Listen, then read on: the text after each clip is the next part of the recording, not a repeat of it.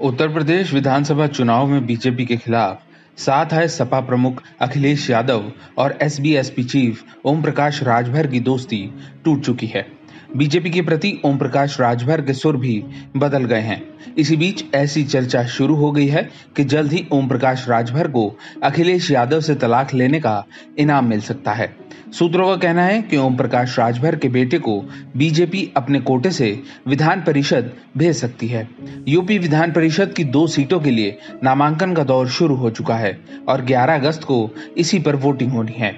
दरअसल ओम प्रकाश राजभर के पिछले कुछ बयानों को देखकर यूपी में बदलते राजनीतिक समीकरण के बारे में आसानी से पता लगाया जा सकता है। यूपी विधानसभा चुनाव के दौरान समाजवादी गठबंधन का हिस्सा रहे ओपी राजभर पिछले कुछ समय से लगातार सपा मुखिया अखिलेश यादव पर हमलावर हैं। हालिया उपचुनाव में हार के बाद भी राजभर ने अखिलेश यादव पर हमला तेज कर दिया था। साथ ही राजभर मुख्यमंत्री योगी आदित्यनाथ की तारीफ में कसीदे भी लगातार पढ़ रहे हैं। हम किसी से अभी बात नहीं कर रहे हैं। भाजपा से आपको वाइस लीड शुभेच्छा दे देगी, उसी के नाते नहीं वो लेट देखिए। अब ये बात उनका कहना ठीक है, हम गलत हैं। शिवपाल चाचा जी का है, शिवपाल तो उनके चाचा है ना।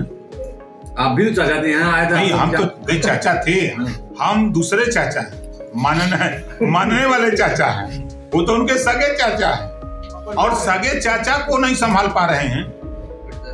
अपने अपर्णा यादव को, अपने भाभी को नहीं संभाल पा रहे हैं, अपने परिवार को नहीं संभाल पा रहे हैं, तो हमको क्या संभालेंगे? ये सब जानते हुए भी तो आप सपा में गए थे। अरे तो जान के नहीं यार, खाते हैं लोग कभी कभी। राजभर के बदले मिजाज को देखकर लखनऊ के राजनीतिक गलियारों में चर्चा हो रही है कि कहीं न कहीं कोई खिचड़ी पक रही है। पिछले दिनों राजभर ने अखिलेश यादव पर निशाना साधते हुए तलाक देने की बात कही थी।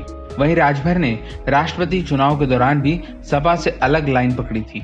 राजभर ने राष्ट्रपति चुनाव में सपा की लाइन से अलग हटकर एनडीए समर्थित उम्मीदवार द्रौपदी मुर्मू का समर्थन किया था, जबकि सपा ने विपक्ष के उम्मीदवार यशवंत सिन्हा का समर्थन किया था। देखिए, माननीय मुख्यमंत्री योगी आदित्यनाथ जी ने बुला करके उन्होंने मुझसे कहा कि भाई आप पिछड़े दलित वंचित की लड़ाई लड़ते हो और माननीय प्रधानमंत्री जी जो सबसे निचले पायदान पे हैं द्रौपदी मुर्मू जी को खड़ा किया है, तो आप उनका समर्थन करिए। तो हमने कहा कि ठीक है। तो उन्होंने कहा कि आइए, जो है वो आ रहे हैं, उनसे मिलिए। तो मैं चला गया मिलने। जो 8 तारीख को भोज था उसमें गया, मिला और उन्होंने अपना प्रस्ताव रखा। उसके बाद जो है मैंने कहा कि ठीक है। फिर उसके बाद माननीय गृह मंत्री अमित शाह जी का फोन आया कि आप घोषणा क्यों नहीं करते हैं, तो आप आइए हमारे यहाँ। तो मैं चला गया, उनसे मिला, मिल करके सारी बात हुई। बात होने के बाद फिर हम लोगों ने द्रौपदी मुर्मू को समर्थन का ऐलान किया। राजभर रालोद अध्यक्ष जयंत चौधरी को राज्यसभा सीट देने से भी नाराज बताए जा रहे हैं। उनका कहना है कि अखिलेश यादव ने जयंत को राज्यसभा भेज दिया, लेकिन एसबीएसपी को एक भी एमएलसी सीट तक नहीं दी। पिछले दिनों हुए विधानसभा परिषद उपचुनाव में समाजवादी पार्टी ने स्वामी प्रसाद मौर्य को भी टिकट दिया था। तब भी ओम प्रकाश राजभर ने अपने बेटे को विधान परिषद भेजने के लिए अच्छा खासा दबाव बनाया था, लेकिन अखिलेश यादव ने ये कहकर मना कर दिया कि अगली बार उन्हें भेजा जाएगा। अब जब विधान परिषद के चुनाव फिर से हो रहे हैं, ऐसे में राजभर अपने बेटे को एमएलसी बनाना चाहते हैं। बता दें, विधान परिषद की 2 सीटों के लिए नामांकन का दौर जारी है, जिसके लिए 11 अगस्त को वोटिंग होगी।